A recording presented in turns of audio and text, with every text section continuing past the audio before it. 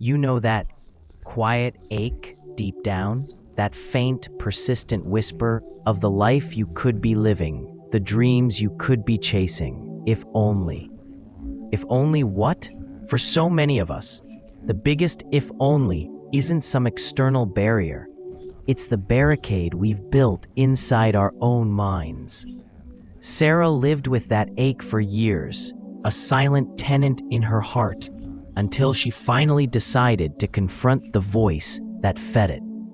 The dull buzz of the office lights was the soundtrack to Sarah's days. A world away from the vibrant colors she, now 32, yearned to splash onto a canvas. For what felt like forever, her art supplies had been tucked away, almost like a forbidden secret. It wasn't just a fleeting doubt. It was more like a heavy weight she carried everywhere, a script playing on repeat in her head. Sure, some people are artists, but that's not you. You missed that boat. Stick to what's safe, what's sensible. This wasn't just a passing thought. It was the reason she'd sidestepped art scholarships years ago, opting for a stable marketing job that slowly chipped away at her spirit.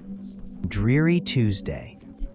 After another meeting where her ideas felt like they vanished into thin air, Sarah found herself doom scrolling. That familiar ache of, is this all there is, settling in. Then a video popped up. Breaking Free, Overcoming Limiting Beliefs. The title alone felt like a dare. The speaker talked about cognitive reframing, basically learning to talk back to that inner critic and rewrite those old, unhelpful scripts. A tiny spark ignited. Could it really be that the biggest thing holding me back was me? Her first attempt felt almost silly. She dusted off an old sketchbook. As soon as her pencil touched the page, the old, familiar voice chimed in loud and clear. Seriously? This looks like a kid's drawing. But Sarah, remembering the video, took a breath and actually muttered back, "Okay, maybe, but I'm just playing. I'm allowed to play, to try." Saying it out loud, even in a whisper, felt like a small act of rebellion. The weeks that followed were a series of tiny battles and even tinier victories. She promised herself just 30 minutes with her art each night. When no one will ever care about this crept in, she'd argue, "I care, and right now, that's enough." When "you're way too late to start anything real" tried to pull her under, she'd reframe, "Actually, all my experiences give me something unique to say with my art. My time is now." Each little comeback was like loosening a rusty bolt on the cage around her heart. Then, an email landed in her inbox. A local gallery was looking for fresh voices for an upcoming show. Her stomach dropped. Instinct screamed, "Delete it. You're not fresh. You're ancient news." They'll take one look and laugh. She almost did. But then she saw her sketchbook, no longer pristine, but filled with imperfect, yet her creations. That speaker's voice echoed. "What if the only story that matters is the one you choose to write now?" Fueled by a potent mix of fear and a desperate what if, Sarah decided this was it. No more "I'll fail and everyone will know." She consciously swapped it for, "This is a chance to put myself out there.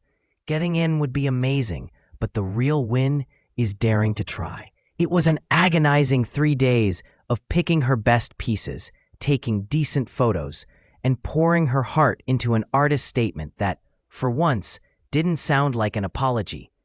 Hitting send made her heart pound like a drum solo, terrifying but thrilling. The wait was brutal. Every email ping sent her pulse racing. And then there it was. Subject, your fresh voice's submission. She held her breath, bracing for the kind thanks but no thanks. But as her eyes scanned the words, they blurred. Dear Sarah, we were incredibly impressed, delighted to accept your work. Tears, hot and fast, streamed down her face. Tears of sheer shock, overwhelming relief, and the incredible lightness of a hard-won win. On opening night, seeing her paintings on the gallery wall, glowing under the spotlights, felt like a dream. A woman stopped in front of her favorite piece, a vibrant bird finally taking flight from a tangle of shadowy branches. There's such a feeling of release in this, the woman said, looking at Sarah. It's hopeful. Sarah beamed, a smile that reached her eyes. That old critical voice hadn't disappeared completely, but it was quieter now, more like a grumpy heckler in the back row instead of the main act. She'd found her own voice, and it was finally singing her song. The lesson learned from the story: those invisible chains we feel, the limiting beliefs that hold us back, are usually ones we've unknowingly locked onto ourselves. But the good news? We also hold the key. Sarah's story shows us that by daring to question and rewrite the stories we tell ourselves, we can break free from the self-doubt that keeps us small and step into the amazing potential that's been waiting all along. The biggest permission slip we need is the one we write for ourselves.